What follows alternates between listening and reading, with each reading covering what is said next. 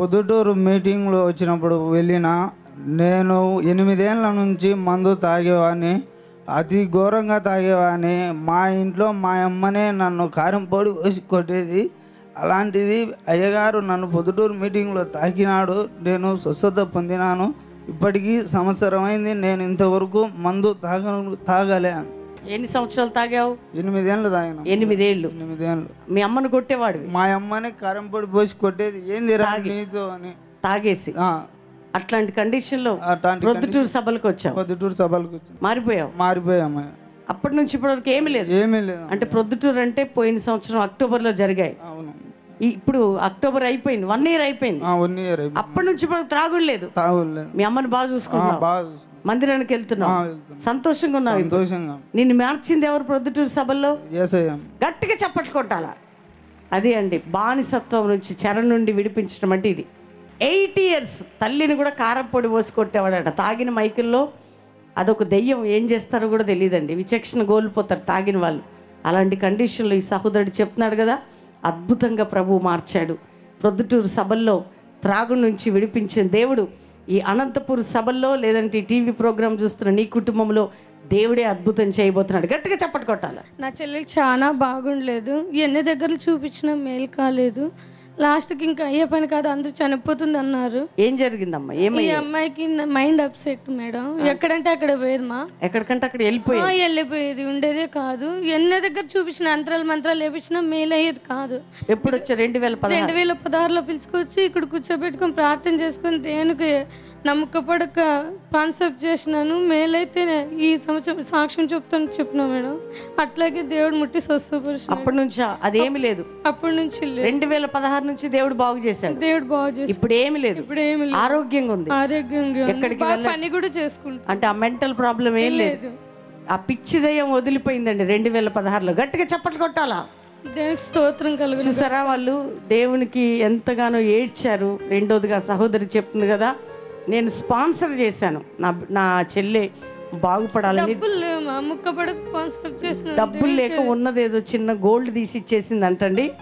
తన చెల్లెని ఈరోజు స్వస్థత ఇచ్చిన యేసయ్య ఒకసారి చేతులెత్తి గట్టిగా చప్పట్లు కొట్టి దేవుని స్తుతిద్దాం. ఆ మెంటల్ ప్రాబ్లం నుంచి, ఆ పిచ్చి నుండి ప్రభు అద్భుతంగా బిడ్డను విడిపించాడు. ఈరోజు చూడండి, ఆరోగ్యంగా ఉంది, చక్కగా ఉంది, మీ మధ్యలో నిలబడింది. కాబట్టి ఇటువంటి ప్రాబ్లం అయినా మీరు అనుకోవచ్చు, డాక్టర్స్ ఆమె తిరగని హాస్పిటల్ లేదు, తిరగని మాంత్రికులు లేరు. కానీ దేవుడు మాత్రమే తన చెల్లిని ఒక్కరోజు సభలో దేవుడు అద్భుతంగా బాగు చేశాడు. అయ్యగారు అమ్మగారు మదనపల్లికి వచ్చారు. మేము వయసు వాళ్ళము, మమ్మల్ని ఏమన్నా అంటారేమో అని అక్కడికి దేవుడు ఉన్నాడులే మా రామ్మ అని నా బిడ్డ అనింది. నా బిడ్డ అన్నప్పుడు మేము వచ్చినాము, దేవుడు నన్ను పిలిచాడు. 10 లీటర్ల సారాయి తాగేదాని. నన్ను ఎంతో గౌరవం లేకుండా చూశారు, నన్నెంతో ఈన స్థితిలో చూశారు. నా పరిస్థితి రోడ్డు మీదకి వచ్చింది. ఎవరు చూసినా అది అనేది దాని ఎంత ఇష్టం లేకుండా మాట్లాడిది. మా తల్లిదండ్రి చనిపోయారు. నేను 10 లీటర్ల సారాయి తాగేదాన్ని. నాకు ఇప్పుడు ఏం అలవాట్లు దేవునికి స్తోత్రములు. ఎప్పుడు వచ్చావు? మదనపల్లికి వచ్చావమ్మా? మదనపల్లికి వచ్చానమ్మా. ఎంతకాలం నుంచి ఆ త్రాగుడు అలవాటు ఉండేది? చిన్నప్పటి నా భర్త నేర్పించాడమ్మా. నీ భర్త నేర్పించాడు. ఆ బంధకంలో మదనపల్లికి వచ్చానమ్మా. అప్పటి వరకు నిన్ను ఎవరు గౌరవించే వాళ్ళు కాదు, లేదు, అందరు తృణీకరించేవారు. అవునమ్మా, సిగ్గు అవమానం. కానీ ఆ మదనపల్లి సభలో దేవుడు నిన్ను పిలిచాడు. దేవుడు. మారిపోయావు? మారిపోయాను. అప్పటి నుంచి ఇప్పటి వరకు ఏమి లేదు. ఇప్పుడు గౌరవం అమ్మ అంటారు, అందరు అమ్మ అంటారు. దేవుడు ఎంత అద్భుతమైన సాక్ష్యం. గట్టిగా చెప్పట్టుకుంటే ఎంత సిగ్గుపడకుండా తల్లి వచ్చి చెప్తుంది. ఆమె చెప్తుంది 10 లీటర్స్ సారా తాగేదట, తన భర్త తనకి నేర్పించాడట. కానీ చూడండి, మదనపల్లి సభలో తన చరిత్ర మార్చేశాడు యేసయ్య. గట్టిగా చప్పట్లు కొట్టాలా.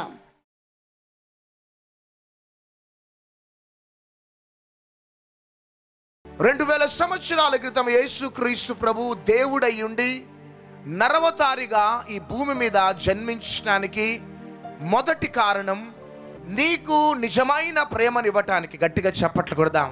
తల్లి ఇవ్వని ప్రేమ, తండ్రి ఇవ్వని ప్రేమ, భార్య ఇవ్వని ప్రేమ, భర్త ఇవ్వని ప్రేమ, నీ సొంత బిడ్డలు ఇవ్వని ప్రేమ, నిజమైన ప్రేమను ఇవ్వటానికే యేసుక్రీస్తు ప్రభు ఈ భూమి మీద నరవతారిగా జన్మించినాడు. అంతేకాక ఈ భూమి మీద నీకు ఎవరు తోడు ఉన్నా లేకపోయినా, నీ కంఠంలో ప్రాణం ఉన్నంత వరకు నీకు తోడుగా ఉండే దేవుడే ఇమ్మానుయేలు. ఆయననే నజరేయుడైన యేసుక్రీస్తు ప్రభు. చేతుల పైకి ఎత్తి గట్టిగా చప్పట్లు కొడదాం. మూడవ కారణము ఈ రాత్రి ప్రభు మనకి వివరించబోతున్నాడు. లూకా సువార్త 4వ అధ్యాయం 18-19 వచనాలు. ప్రభు ఆత్మ నా మీద ఉన్నది, బీదలకు సువార్త ప్రకటించుటకై ఆయన నన్ను అభిషేకించెను. చెరలోనున్న వారికి విడుదలను, గ్రుడ్డి వారికి చూపును కలుగునని ప్రకటించుటకును, నలిగిన వారిని విడిపించుటకును, ప్రభు హితవత్సరము ప్రకటించుటకును ఆయన నన్ను పంపి ఉన్నాడు. చేతుల పైకెత్తి గట్టిగా చప్పట్లు కొడదాం. ఒకటి, క్రీస్తు రావటానికి, నీకు నిజమైన ప్రేమ అందించడానికి. ద సెకండ్ థింగ్, నీకు తోడుగా ఉండటానికి, ఇమ్మానుయేలుగా ఉండటానికి. మూడవ కారణము, యేసుక్రీస్తు ప్రభు రావటానికి, బీదలకి సువార్త ప్రకటించటానికి యేసుక్రీస్తు ప్రభు ఈ భూమి మీద అడుగుపెట్టినాడు. ఇక జాగ్రత్తగా విందాం. బీదలకిట సువార్త ప్రకటించటానికే. సువార్త అనగా శుభవార్త, గుడ్ న్యూస్. ఈ లోకంలో అనేక రకాల వార్తలు నువ్వు వింటూ ఉంటావు, భయాక్రాంతులకు గురవుతూ ఉంటావు. కానీ నీకు నెమ్మదిని, సమాధానమును ఇచ్చే వార్తనే యేసుక్రీస్తు ప్రభు గురించిన శుభవార్త. గట్టిగా చప్పట్లు కొట్టాలా. బీదలకి శుభవార్తను ప్రకటించడానికి దేవుడు నన్ను పంపి ఉన్నాడు. ఈ బీదలు ఎవరు? బీదలు అనగానే మనం అనుకుంటాం భిక్షాటన చేసుకునే బీదలు అనేసి అనుకుంటాం. కానీ బీదలు ఎవరు అంటే ఆత్మ సంబంధముగా దీనులుగా ఉన్నవారు. ఏమాత్రం కూడా వారిలో గర్వం అనేది పని చెయ్యదు. యేసుక్రీస్తు ప్రభు మూడో కారణం ఎందుకు ఈ భూమి మీద జన్మించినాడంటే, ఆత్మ విషయంలో దీనులుగా ఉన్నవారికి సువార్తను ప్రకటించడానికి ఈ భూమి మీద అడుగుపెట్టి ఉన్నాడు. ఆత్మ విషయంలో, ప్రభు విషయంలో, ప్రభు వాక్యం విషయంలో ఏమాత్రం కూడా గర్వము లేని వారికి సువార్తను ప్రకటించటానికి ఈ భూమి మీద యేసుక్రీస్తు ప్రభు అడుగుపెట్టి ఉన్నాడు. మలాకి గ్రంథం నుంచి మత్తయి సువార్త దాకా 400 సంవత్సరాలు నిశ్శబ్ద కాలం. దేవుడు ప్రవక్తల ద్వారా, యాజకుల ద్వారా ప్రజలతో మాట్లాడటం మౌనం అయిపోయినాడు. లూకా సువార్త 3వ అధ్యాయం 15వ వచనంలో ప్రజలు మెస్సయా గురించి కనిపెట్టుకొని ఉన్నారు. లోక రక్షకుని గురించి కనిపెట్టుకొని ఉన్నారు. ప్రజలకి దేవుని యొక్క ప్రత్యక్షత ఆగిపోయింది. ప్రజలతో దేవుడు మాట్లాడటం మానేసినాడు, మౌనం అయిపోయినాడు. అప్పుడు యేసుక్రీస్తు ప్రభు ఈ భూమి మీద జన్మించినాడు. గట్టిగా చప్పట్లు కొడదాం. జన్మించి అంటున్న మాట ఏంటిదంటే, బీదలకి నేను సువార్త ప్రకటించాలా, ఆత్మలో దీనులైన వారి గురించి నేను సువార్త ప్రకటించాలి. కారణం ఏంటిదంటే, ఆత్మలో గర్వాంధులు ఆ దినాలలో ఉంటూ ఉన్నారు. ఆత్మలో గర్వాంధులు, హల్లెలూయా, ఆత్మీయ జీవితంలో గర్వాంధులు, వాక్యం అన్ని కూడా తెలిసిన గర్వాంధులు, ధర్మశాస్త్రము తెలిసిన గర్వాంధులు. మేము మోషే మా నాయకుడు, అబ్రహాము మా తండ్రి, మేము గొప్పవారము అని చలామణి అవుతున్న గర్వముతో కూడిన ప్రజలు ఆ దినాలలో బ్రతుకుతున్నారు. వారు ఎవరు అంటే పరిసయ్యులు. అందుకనే మత్తయి సువార్త 3వ అధ్యాయం 8వ వచనం, అబ్రహాము మాకు తండ్రి అని మీలో మీరు చెప్పుకొని తలంచవద్దు. దేవుడు ఈ రాళ్ల వలన అబ్రహామునకు పిల్లలను పుట్టించగలడని మీతో చెప్పుచున్నాను. ఈ ప్రజలు ఎట్లాంటి గర్వాంధులుగా ఉంటున్నారంటే, అబ్రహాము మా తండ్రి, మేము గొప్పవారం, మేము జ్ఞానవంతులం. స్పిరిచువల్ ప్రైడ్, ఆత్మ సంబంధమైన గర్వం. వీరి కోసం యేసుక్రీస్తు ప్రభు రాలే. హల్లెలూయా, హల్లెలూయా. వీరి కోసం యేసుక్రీస్తు ప్రభు తన రక్తాన్ని కార్చలే. కానీ యేసయ్య ఎవరి కోసం రక్తం కార్చినాడంటే బీదలకి స్వార్థ ప్రకటించడానికి. గట్టిగా చప్పట్లు కొడదాం. ఈ ప్రజలు పరిసయ్యులు ఎట్లున్నారంటే, అబ్రహాము మాకు తండ్రి, ఒక గర్వం. ఈ దినాలలో కొంతమందికి వాళ్ళ కులమును బట్టి గర్వం, వాళ్ళ పలుకుబడిని బట్టి గర్వం, వాళ్ళకున్న చరాస్తులను బట్టి, స్థిరాస్తులను బట్టి, బ్యాంక్ బ్యాలెన్స్ను బట్టి, వారికి ఉన్న జ్ఞానమును బట్టి గర్వం, గర్వం, గర్వం. వాళ్ళ పిల్లల అందమును బట్టి, వాళ్ళ పిల్లల చదువులను బట్టి గర్వం, వారు చేస్తున్న పరిచర్యను బట్టి గర్వం, వారికి ప్రజల మధ్యలో ఉన్న గుర్తింపును బట్టి గర్వం. ఈ గర్వాంధుల కోసము యేసుక్రీస్తు ప్రభు సువార్త ప్రకటించడానికి రాలేదు. కానీ ఆత్మ విషయంలో బీదలు, ఆత్మ విషయంలో దీనుల కోసం యేసుక్రీస్తు ప్రభు నరవతారిగా జన్మించినాడు. చేతుల పైకెత్తి గట్టిగా చప్పట్లు కొడదాం. ఎందుకు నీ కుటుంబంలో, నీ వ్యక్తిగత ఆధ్యాత్మిక జీవితంలో సమాధానం లేదు, నెమ్మది లేదు? ఎంతగానో ప్రయత్నిస్తున్నావు, ప్రయాసపడుతున్నావు, పరిగెత్తుతున్నావు, ప్రార్థన చేస్తున్నావు, మందిరానికి వెళ్తున్నావు, కానీ తెలియని అసమాధానం, తెలియని ఒంటరితనం. ఎన్నో ఎన్నో క్రిస్మస్లు జరుపుకున్న అనుభవం నీకో. కానీ నా ప్రియ సహోదరి, నా ప్రియ సహోదరుడా, ఈ రాత్రి శబ్దయంత్రంలో నుంచి, ఈ టీవీ ప్రోగ్రాంలో నుంచి, ఈ సభలో నీతో ప్రభు మాట్లాడుతున్నాడు. ఒకవేళ నీ కులమును బట్టి నీకు గర్వం ఉన్నదా? మాది ఈ కులం అండి, మాది ఆ కులం అండి, మేము కోటీశ్వరులమండి, మేము క్రైస్తవ కుటుంబంలో పుట్టి పెరిగిన వారమండి, మాకు అన్ని కూడా తెలుసు అని పరిసయ్యులు, సద్దుకయ్యులకున్న ఆ గర్వముతో నీ క్రైస్తవ జీవితంలో ముందుకు సాగిపోతున్నావా? కానీ ప్రభు ఈ డిసెంబర్లో నిన్ను దీవించాలనుకుంటున్నాడు. గట్టిగా చప్పట్లు కొడదాం, గట్టిగా చప్పట్లు కొడదాం.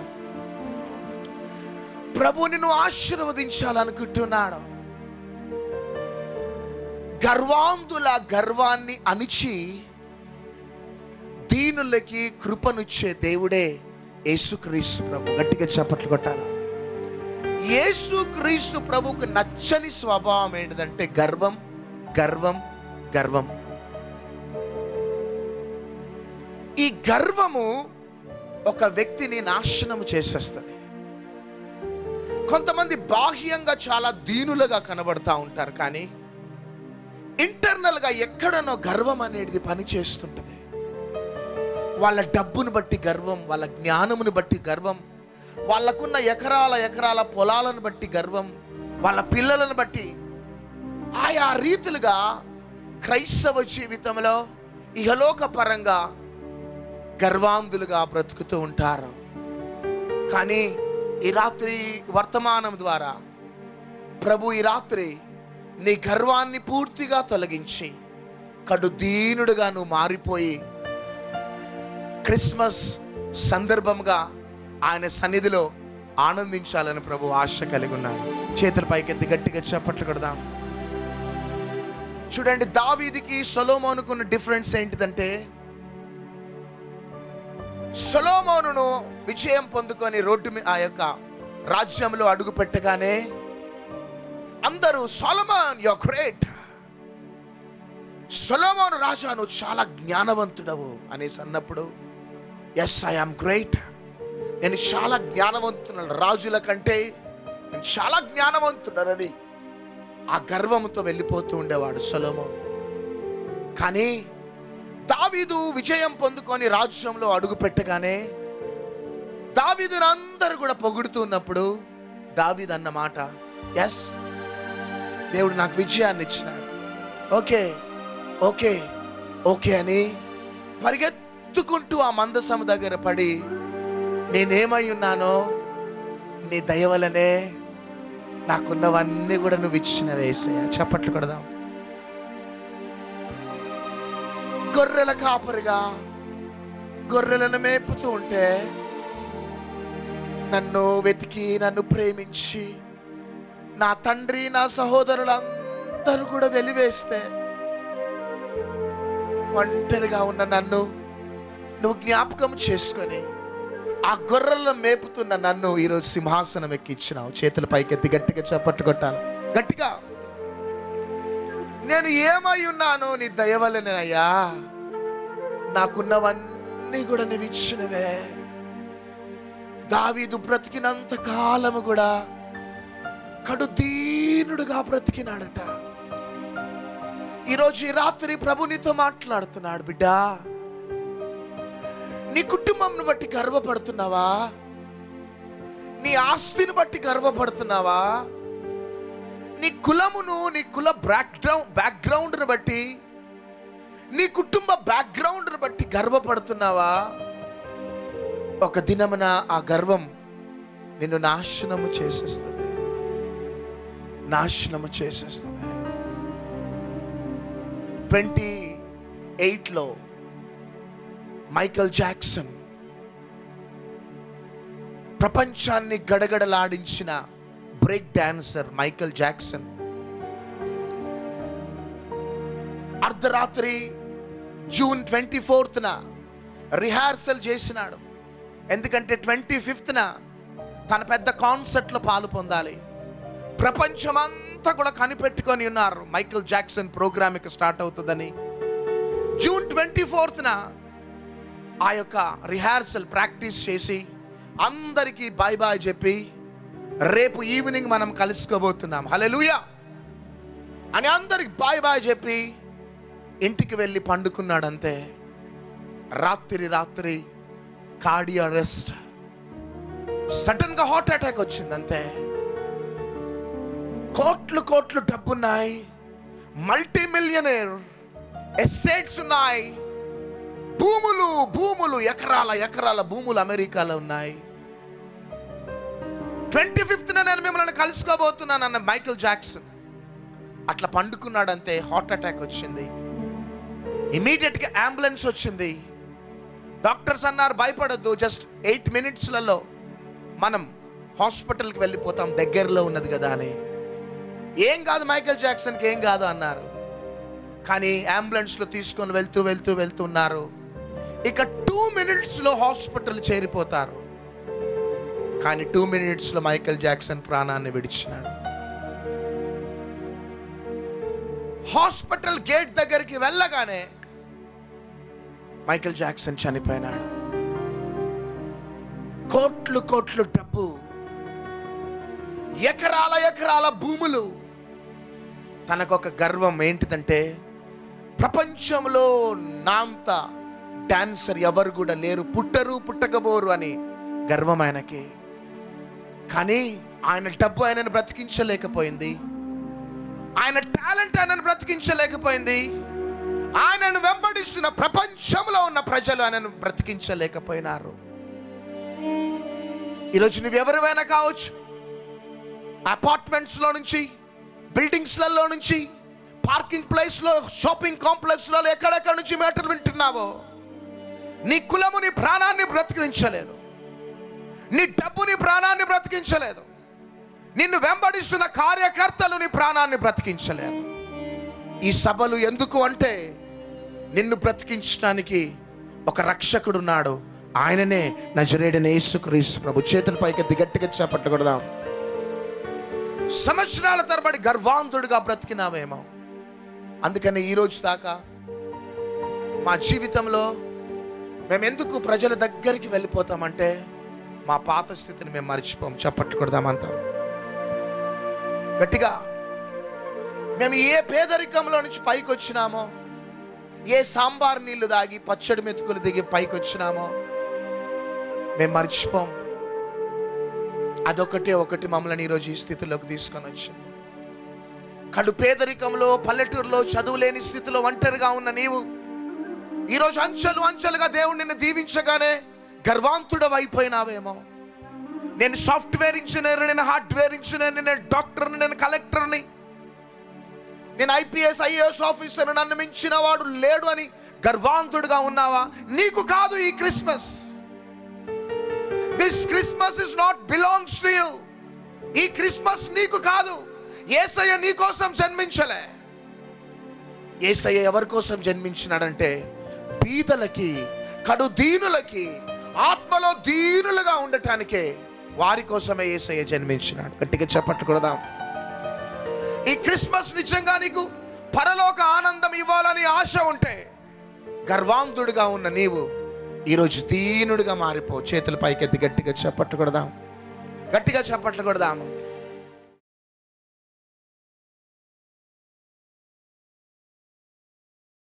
తండ్రి నీకు వందనాలు, నీ కృతజ్ఞతాస్తుతులు, స్తోత్రాలు చెల్లిస్తున్నాం. ఎంతమంది బిడ్డలు ఈ రాత్రి ఈ ప్రత్యక్షత అందుకున్నారో, ప్రతి వారి జీవితంలో ఈ ప్రత్యక్షత నూరంతలు ఫలించునుగాక. నీ గురించిన అనుభవ జ్ఞానము పొందుకొని నీలో ఆనందిస్తూ సంతోషిస్తూ ముందుకు సాగిపోయే కృపను ప్రతి బిడ్డలకి మీరు అనుగ్రహించండి. నీ కృపలో భద్రపరచండి, మహిమ పొందండి. యేసుక్రీస్తు నామములో అడుగుచున్నాం తండ్రి, ఆమేన్.